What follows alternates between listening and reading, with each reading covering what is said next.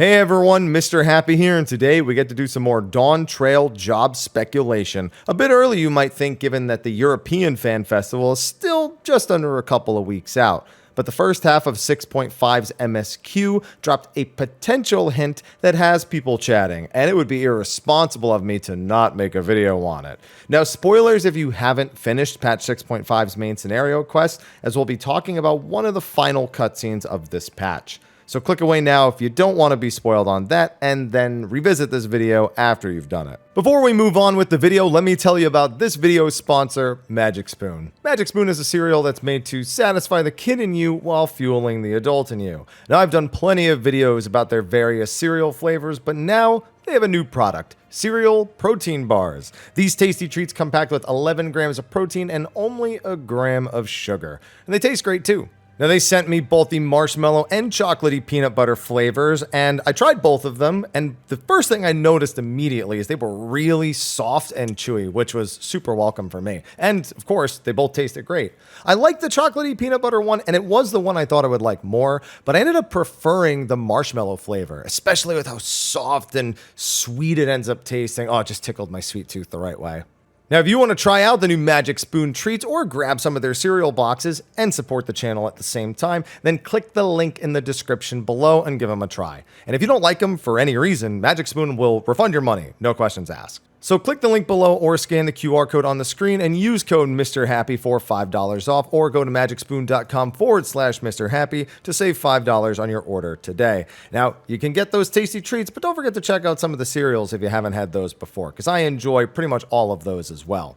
Also, if you're from Canada or the UK, Magic Spoon does ship there as well, so this is not a US exclusive offer.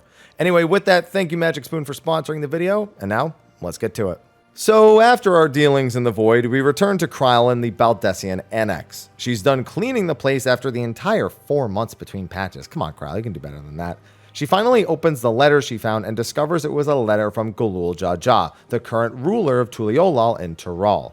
While most of it is illegible, we learn it was addressed to Galuf Baldessian, the late grandfather of Kryl, who sacrificed himself to sink the Isle of Val, the location we know as Eureka, into the depths. While Kryl ponders on the meaning of this letter, she also notices it comes with a charm or earring of some sort, a 3-leaf clover.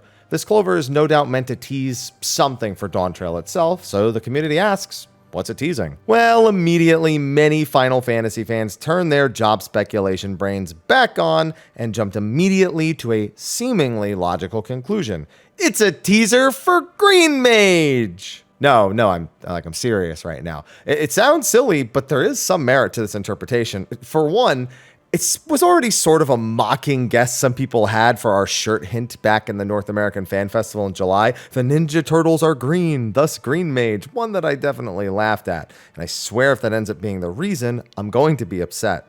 While I don't think the turtles are in service of teasing this, at least not exclusively, still think that's for whatever the scouting job is, they honestly don't even have to, because the 3-leaf clover itself is actually a symbol used to represent green mages in Ivalice, the old Ivalice games, not Final Fantasy XIV to be clear. Most notable is the outfit for green mages in Final Fantasy Tactics A2, which, if you squint closely, features the 3-leaf clover on the cloak that they wear. Now, some of you are probably wondering what a green mage even is, and it's basically a buffer/debuffer. It has some less commonly known debuffs like Oil, which makes fire attacks do more damage on the target, and Trank, which raises accuracy. Thank goodness we're not going to be needing that one. It does also have staples like Protect, Shell, Blind, and so on and so forth. So how does that fit into Final Fantasy XIV? Well, it doesn't. I think most of us wouldn't expect this to even work, but maybe they'd give us the Dot Mage back, sorry Summoner, and Green Mage could just take that role. I mean, they've been trimming so many. There's gotta be room for one Dot Mage in the game at some point, right? But honestly, I'd sooner believe they'd do something more like Sage and just use the namesake of a classic Final Fantasy job while doing something more unique with it. Granted, I know some of you see this Green Mage from War of the Visions and want that artifact armor now, so you're hoping the prediction's just right in general. I also think it kind of makes sense. You know, over in Eorzea, we do have white magic and black magic, and then red magic, though red magic kind of like an ancient merger of the two. We know blue magic is from the New World, so green magic being from the New World as well. It just kind of makes sense. New continent, completely different ether makeup from what we have over on Eorzea itself, on Aldenard itself.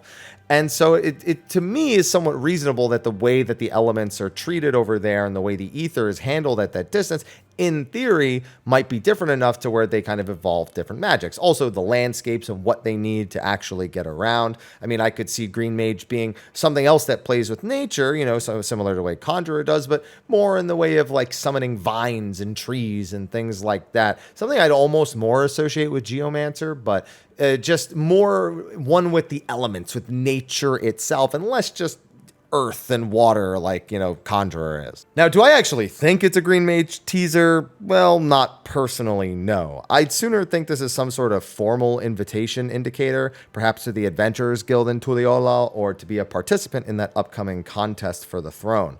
It's especially interesting because this letter and the charm came from Gulal of all individuals, who I would have never expected. If it's illegible, I don't even know if it's old. It might just be because I don't know that he can write a letter that small with how big Gulal Jaja is. But his letter specifically is a plea to investigate the Golden City. So it doesn't seem like a threat. It doesn't seem like any sort of bait or trap. It just seems like he wanted Gullif to come and investigate something. And maybe Gullif did, and that's something that we're probably going to be figuring out. We were told that Kryl would be more at the forefront of Dawntrail, which makes it even more suspicious because we think she's the one who's going to get the job change into the new caster DPS. And, you know, her getting the little Green Mage charm, it's not a job stone or anything, but that could be an invitation to the Green Mage Guild for all we know. There's enough possibilities that I would be arrogant to say, oh, no, that's dumb. It's not Green Mage. No, I'm not going to do that.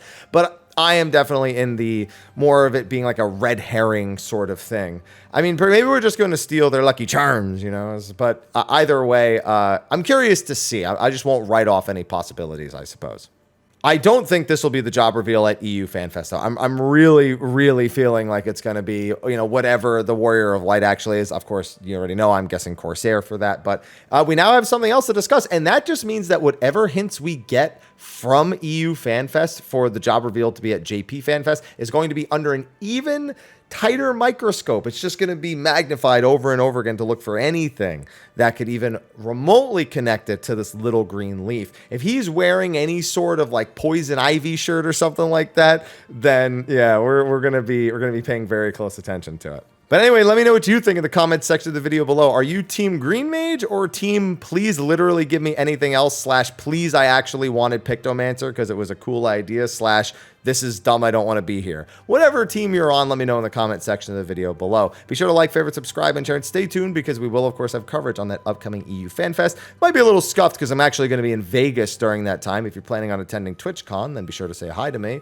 If not, though, you know, I'll still be live streaming and co-streaming the opening keynote. It's just going to be at 2 in the freaking morning for me. Woo! Anyway, thanks for watching. I'll see you all in the next one. And until then, take care.